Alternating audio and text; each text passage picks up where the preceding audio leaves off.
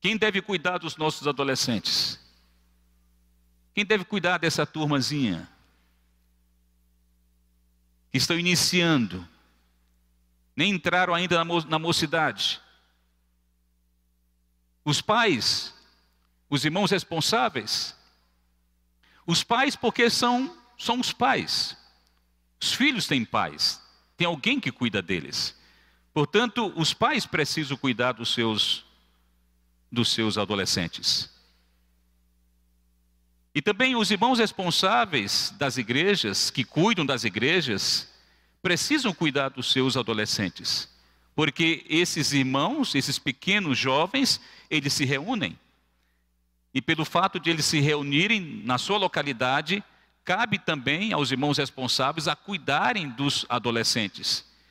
Então há uma corresponsabilidade. Os pais e os irmãos responsáveis cuidando ao mesmo tempo dos adolescentes. Os pais e os irmãos responsáveis devem somar forças para cuidar dos nossos adolescentes. Os adolescentes não podem ficar de fora da agenda de uma reunião de irmãos responsáveis. Não pode. A seriedade, a gravidade da situação pede que nós oremos bastante por essa geração. A situação pede que nós nos reunamos e façamos perguntas importantes a respeito dos nossos adolescentes na nossa localidade. Quantos adolescentes nós temos? Qual é a condição desses adolescentes? O que devemos fazer com eles? São perguntas que devem estar na pauta das reuniões. Porque se nós não tivermos cuidado, vamos perder muitos deles.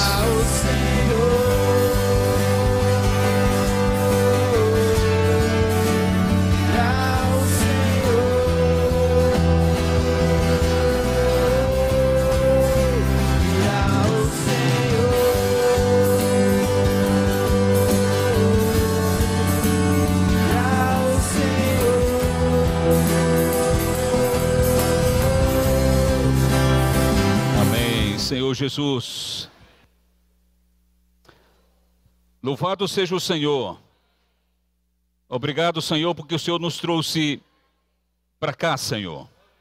O Senhor nos trouxe para esse lugar para ouvirmos a Tua palavra.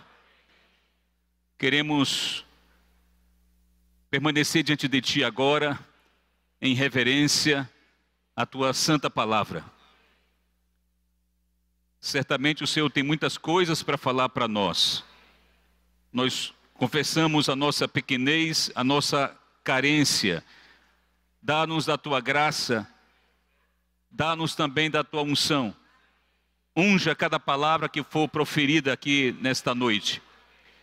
Também dê para os irmãos que estão aqui, para os nossos convidados também, um ouvido de erudito.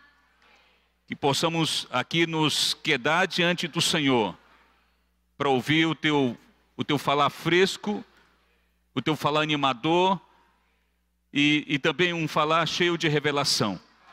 Senhor Jesus, nós nos colocamos diante de Ti como pessoas frágeis, como pessoas mortais, mas queremos tocar na vida de ressurreição nessa reunião.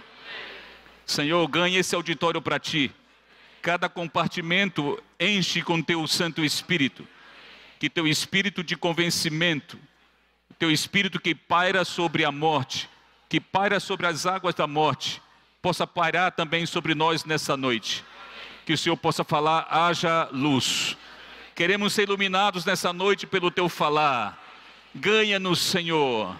Oh, Senhor Jesus, louvado seja o Teu santo nome. Amém. Amém, louvado seja o Senhor.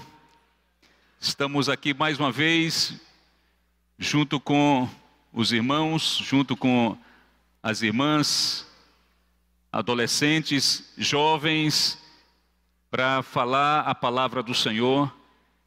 Essa reunião é uma reunião muito importante, porque é uma reunião em que Deus, como nosso Pai, Ele fala aos seus filhos. Nós somos filhos de Deus e, como filhos de Deus, precisamos ouvir o que nosso Pai tem para nos falar. Então, nós nos assentamos aqui como filhos para ouvir o falar do Senhor. E também nós estamos numa obra, numa seara, onde Deus, Ele é o dono dessa obra. E nessa obra Ele fala como o dono da obra, falando aos seus obreiros, falando aos irmãos que cuidam das igrejas, falando aos irmãos que cuidam de algum serviço na sua localidade. Então também é uma reunião em que o dono da seara, o dono de toda essa obra, o dono desse universo, que está fazendo algo nessa terra, precisa sentar os seus colaboradores, assentar seus discípulos, assentar os seus servos, para falar o que está no coração dele. Nós chegamos recentemente da conferência de adolescentes e de jovens na Estância. E toda vez que nós temos essas conferências, o Senhor, logo 2 semanas depois, faz um ajuntamento. Ele chama as igrejas para falar, para aplicar a palavra que foi dada ali para os adolescentes e jovens. Mas também é nossa responsabilidade trazer para os irmãos tudo que foi apresentado ali. Na reunião de hoje, nós vamos apresentar os pontos, as mensagens que foram liberadas para os adolescentes. E na reunião de amanhã com o Evilásio, o senhor vai falar os pontos, as mensagens que foram apresentadas para os jovens. Então, nesses 2 grupos de mensagens, o Senhor tem algo muito especial para falar conosco. E nessa conferência de adolescentes, irmãos, nós tínhamos ali pelo menos 1.200 adolescentes. Filhos dos irmãos. E como foi rico essa conferência para eles. As conferências são importantes porque é a maneira do Senhor encorajar. É a maneira que o Senhor tem para poder falar. Até mesmo nessa reunião, o Senhor quer falar conosco utilizando todo o material, todo o conteúdo que foi falado para eles. O Senhor quer dar direção para as igrejas, o Senhor quer iluminar. Quem aqui não precisa receber luz? Quem aqui não precisa de encorajamento? Quem aqui não precisa de um estímulo para poder continuar avançando? Quem aqui não precisa ouvir? Não desanimemos, porque o Senhor está nos transformando. Todos nós estamos aqui para ouvir um estímulo, a palavra do Senhor. E ali, olhando para aqueles mais de 1.200 adolescentes, nós tínhamos mais de 800 pessoas cuidando deles. Nós tínhamos naquela instância mais de 2.000 pessoas andando para cima e para baixo nas reuniões, tendo reuniões de coordenação, uma preocupação absoluta pelos nossos adolescentes. Vocês precisavam ver.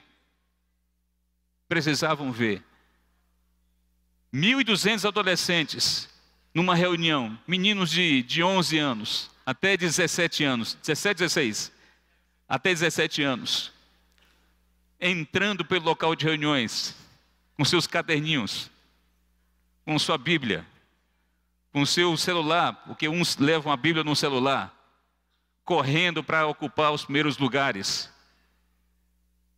Depois que a palavra era falada e foi aberto para eles compartilharem, eles se levantavam e compartilhavam a palavra do Senhor. Vimos adolescentes ali chorando, adolescentes ali se entregando, se consagrando ao Senhor. Vimos ali pessoas jogadas ao chão, porque tocaram na pessoa do Senhor, cantando, louvando o Senhor. Convidados que estavam ali também disseram: puxa, eu toquei no Senhor. Então foi uma maravilha. nós encorajamos os pais, as igrejas, a continuarem enviando os seus adolescentes para a estância, para a conferência Geração Santa, para que eles sejam guardados, para que eles sejam ajudados, para que sejam estimulados. É muito bonito, foi muito bonito ver aqueles adolescentes ali. Mas também cabe a nós trazermos não somente o mapa positivo das coisas que vimos. Também foi apresentado um mapa da condição de alguns adolescentes. E queremos compartilhar com os irmãos responsáveis, compartilhar com os pais, uma situação que inspira cuidado. Cuidado. Adolescentes sendo pressionados terrivelmente pelo mundo. E por isso, esse ataque do mundo, o ataque do inimigo sobre as igrejas e sobre a vida deles, alguns acabam cedendo. Uns passam a beber, fumar, usar drogas. Embora tenha um grupo muito maior desfrutando do Senhor, nós não podemos esquecer desse grupo menor que inspira cuidado. E aqui nós queremos trazer, primeiramente, essa palavra que envolve muita responsabilidade, muita seriedade. Quem deve cuidar dos nossos adolescentes? Quem deve cuidar dessa turmazinha que estão iniciando, nem entraram ainda na mocidade? Os pais, os irmãos responsáveis. Os pais porque são os pais. Os filhos têm pais, tem alguém que cuida deles. Portanto, os pais precisam cuidar dos seus adolescentes. E também os irmãos responsáveis das igrejas, que cuidam das igrejas, precisam cuidar dos seus adolescentes. Porque esses irmãos, esses pequenos jovens, eles se reúnem. E pelo fato de eles se reunirem na sua localidade, cabe também aos irmãos responsáveis a cuidarem dos adolescentes. Então há uma corresponsabilidade. Os pais e os irmãos responsáveis cuidando ao mesmo tempo dos adolescentes. Os pais e os irmãos responsáveis devem somar forças para cuidar dos nossos adolescentes. Os adolescentes não podem ficar de fora da agenda de uma reunião de irmãos responsáveis. Não pode. A seriedade, a gravidade da situação pede que nós oremos bastante por essa geração. A situação pede que nós nos reunamos e façamos perguntas importantes a respeito dos nossos adolescentes na nossa localidade. Quantos adolescentes nós temos? Qual é a condição desses adolescentes? O que devemos fazer com eles? São perguntas que devem estar na pauta das reuniões. Porque se nós não tivermos cuidado, vamos perder muitos deles. Se não tivermos cuidado, vamos perder uma geração. Todos nós que estamos na vida da igreja, principalmente os líderes, há uma coisa que é uma tônica, acontece, é uma constante. Nós estamos envelhecendo. Um dia eu tive 20 anos, hoje já tenho 52 anos. E nós vamos passar. E o Senhor precisa pegar o bastão e entregar para a geração que está sendo formada. Mas se nós não tivermos cuidado, muito obrigado, fez muita diferença. Muito obrigado. Se nós não tivermos cuidado, vamos perder essa geração e o Senhor não tem para quem passar esse bastão. Por isso, os irmãos responsáveis, os pais precisam criar reuniões na sua localidade para falar, para tratar desse assunto. É um rogo nosso, é um rogo dos cooperadores. Todos estão preocupados. Os irmãos que cuidam da conferência Geração Santa, alegres, entusiasmados, fazem tanta coisa por eles, mas lá no fundo do coração tem um peso, lá no fundo do coração tem um pesar, o pesar de que muita coisa está sendo feita, e graças a Deus pelas conferências, mas alguns estão escapando, alguns estão saindo, alguns estão sendo influenciados por esse mundo. Então, deve constar na pauta das reuniões dos irmãos responsáveis nas igrejas este assunto adolescentes, essa geração que o Senhor precisa guardar para Ele, para que a igreja tenha futuro, para que a igreja possa continuar, possa perpetuar. A igreja ela é perpetuada na história por meio da geração jovem, e por meio dos jovens, se não cuidarmos disso, vamos ter pessoas muito frágeis lá na frente, isso se continuarem conosco. Então, é um assunto muito importante. Se fosse o irmão Link que estivesse falando aqui agora, ele só ia dizer uma coisa: nós temos que orar. Porque é a única coisa que nós podemos fazer é orar.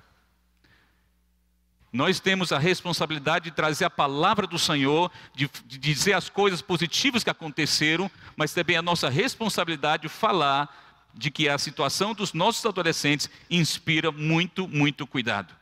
E deve haver uma soma de forças dos irmãos responsáveis e dos pais para guardar essa geração, para criar estratégias, para criar situações para que eles sejam guardados. Ó Senhor Jesus. Então, eu queria introduzir esse assunto, trazendo exatamente esse peso, para que a gente possa refletir. Por outro lado, tem meninos pulando, gritando, desfrutando, debruçado, tem adolescentes com a Bíblia na mão, tem adolescentes cantando, louvando, tem adolescentes que têm meta de leitura da Bíblia, cantam nos seus quartos, cantam enquanto estão vivendo a vida da igreja, cantam no banheiro. Tem adolescentes também maravilhosos que se destacam no nosso meio. E a esses adolescentes nós temos que apoiar, a esses adolescentes nós temos que encorajar, nós temos que trazer para perto, nós temos que pedir que eles testemunhem, pedir que eles falem nas reuniões, porque isso é um encorajamento para eles. E para encorajar esta geração, os irmãos prepararam lá 5 mensagens. 5 mensagens. Nós encorajamos os irmãos, os pais, os irmãos responsáveis a abrirem lá o Instituto Vida para Todo. E ali vocês vão ver as mensagens que foram liberadas. Irmãos, irmãs, que mensagens poderosas foram faladas ali para aqueles adolescentes. Que palavras. Mas nós precisamos saber que palavras são essas. Porque junto com as palavras que estavam sendo ministradas, os irmãos aplicavam a palavra no viver deles e também pontuavam algumas dificuldades que eles passam. E ouvindo as mensagens, você pode descobrir que dificuldades são essas. E assim você pode cooperar melhor na sua cidade. Você pode cooperar melhor dentro da sua casa sobre o que fazer. Então, nós encorajamos que os irmãos ouçam essas 5 mensagens que foram liberadas ali para aquela geração santa. E que mensagens foram essas? Primeira delas, cativos. Foi falado de que eles foram cativados, são cativos de Cristo. A segunda mensagem falou que eles eram cartas vivas de Cristo. A terceira mensagem, que eles são espelhos. A quarta mensagem, pedras. E a quinta mensagem, transformação. Então são mensagens de muita esperança. Porque como os irmãos que coordenam sabem que um adolescente, ele tem dificuldades, ele está no alto, de repente ele cai para a terra e fica nessa oscilação, trazendo muita preocupação para os pais, trazendo muita preocupação para os monitores, e eles mesmos sem entender nem o que está acontecendo. Então as palavras foram liberadas para dizer: não desanime, você está sendo transformado. Queremos falar isso para os pais: não desanimem, eles estão sendo transformados. Para os irmãos responsáveis: não desanimem, eles estão sendo transformados.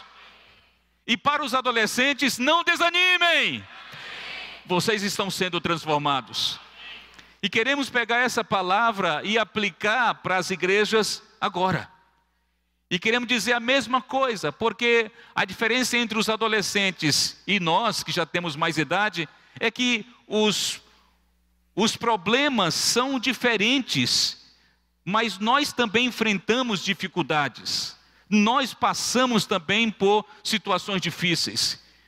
Eu acredito que nesse local de reuniões não tem ninguém que esteja isento de algum tipo de sofrimento. Nenhum irmão esteja isento de algum problema. Aqui é um lugar onde todo mundo deve ter pelo menos um problema. Dizem que se você não tem um problema, ou melhor, dizem que você está entrando num problema, está no meio de um problema, ou está saindo de um problema. Mas se está saindo, já volta e já está entrando de novo. Ou você está entrando, ou você está no meio, ou você está no fim de um problema. Mas essas coisas nos cercam. Então o que nós queremos falar para as igrejas do DF e do Goiás: não desanimemos! Nós estamos sendo transformados. Vamos falar, só as irmãs.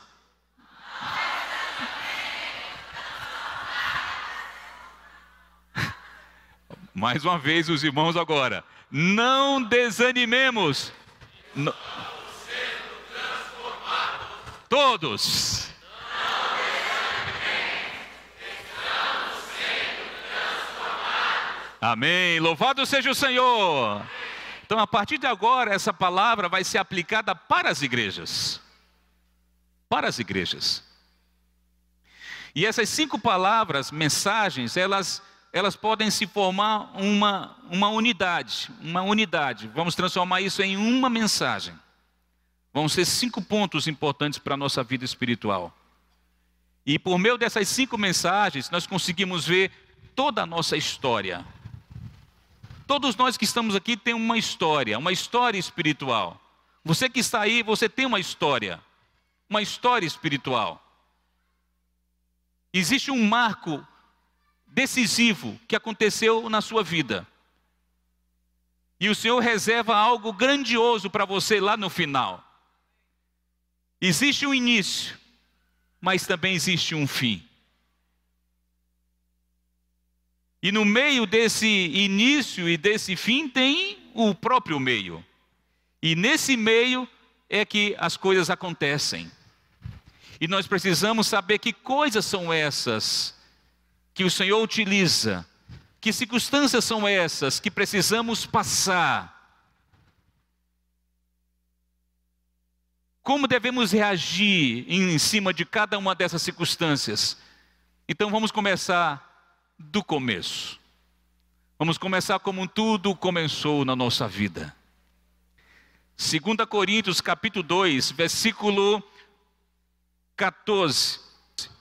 Graças, porém, a Deus que em Cristo sempre nos conduz em triunfo e por meio de nós manifesta em todo lugar a fragrância do seu conhecimento. Porque nós somos para com Deus o bom perfume de Cristo, tanto nos que são salvos, como nos que se perdem. Para com estes, cheiro de morte, para a morte. Para com aqueles, aroma de vida para a vida. Quem, porém, é suficiente para estas coisas? E aqui nós queremos falar sobre essa primeira experiência, a primeira experiência que nós tivemos com o Senhor. A primeira experiência foi uma experiência de salvação.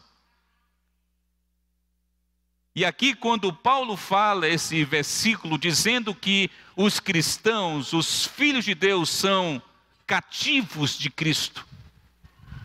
Ele utilizou uma figura lá de Roma, dos generais de Roma, que iam em territórios vizinhos ou longínquos mesmo, entravam naquele território, venciam a batalha, e eles voltavam e entravam de maneira triunfal pela cidade, pelos portais da cidade, eles ali nos seus cavalos, ou nas suas carruagens, e atrás desses cavalos e carruagens, eles traziam os cativos de guerra. Então era uma procissão triunfante, porque ali era uma declaração muito vívida, que eles venceram, que eles dominaram, que eles ganharam. Quando Paulo falou da nossa experiência com o Senhor, ele usou essa figura para dizer que também Cristo é um grande general, que um dia foi aonde nós estávamos. E a condição nossa não era uma condição de reconciliação ou de amigos de Deus. Não era assim. Nós éramos inimigos de Deus. 2 Coríntios capítulo 5, versículo 10 diz que nós éramos inimigos de Deus. Mas um dia esse general foi lá aonde nós estávamos e nos fez cativos.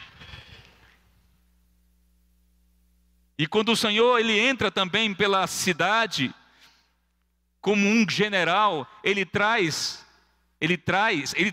atrás de si cada um de nós como um cativo de guerra. Ele nos capturou. O início da nossa história é essa. O Senhor nos capturou. Nós somos cativos do Senhor. Nós pertencemos ao Senhor. Nós fomos trazidos de volta para o seu reino. Esse general, ele ganhou a batalha e nos conquistou. A primeira experiência que nós tivemos com o Senhor foi uma experiência em Ele ter nos conquistado. Ele nos conquistou. Fala assim: o Senhor me conquistou. Louvado seja o Senhor!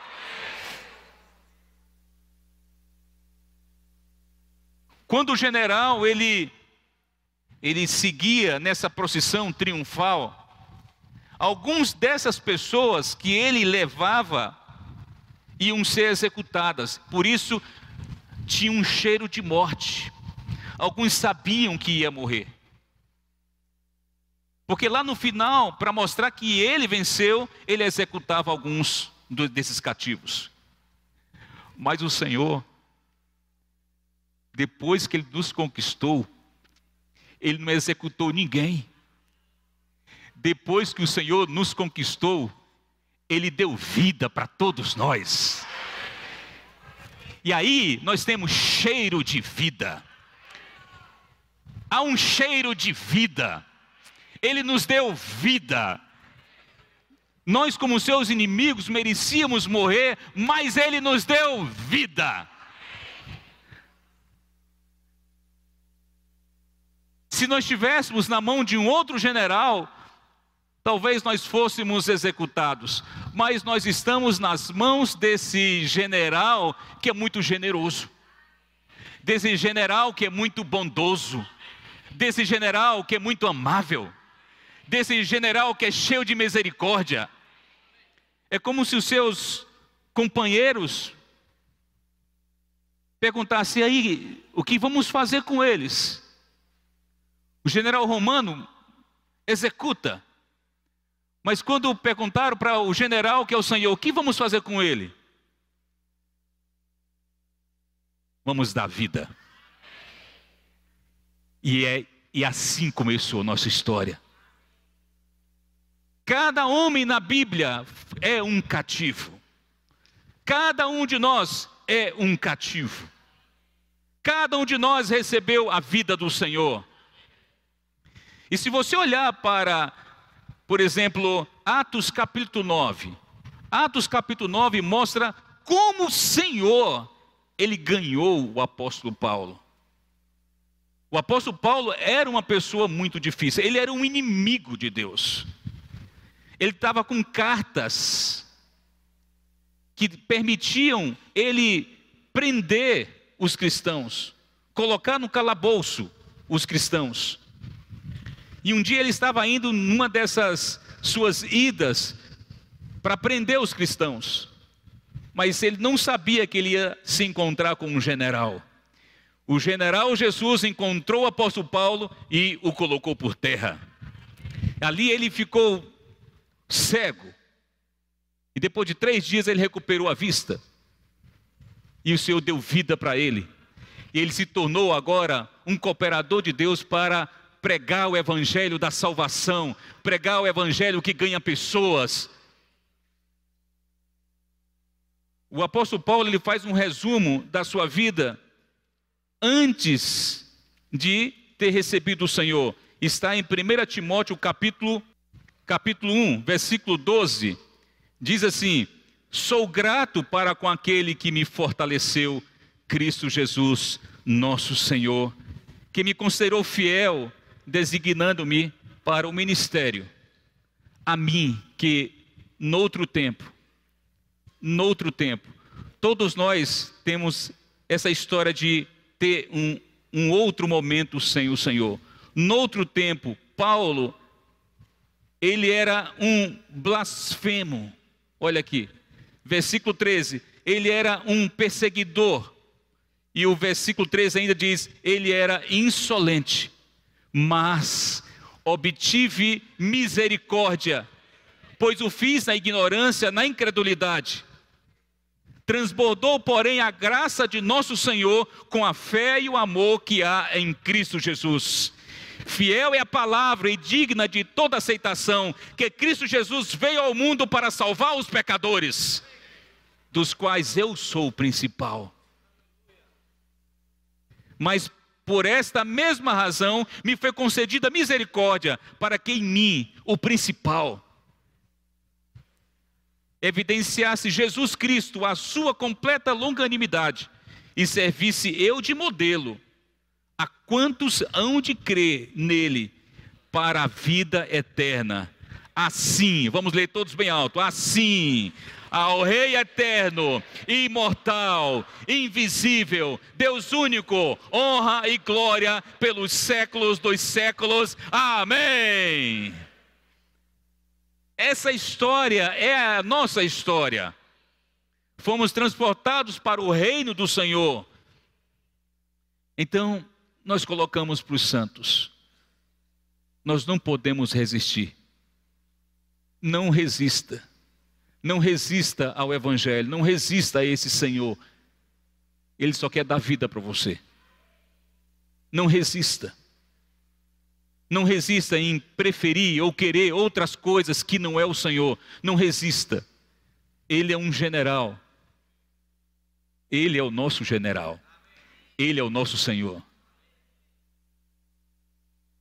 A diferença dos conquistados pelos generais romanos e nós que fomos conquistados pelo Senhor é que nós não estamos aqui porque somos obrigados. Depois que o Senhor capturou Pedro,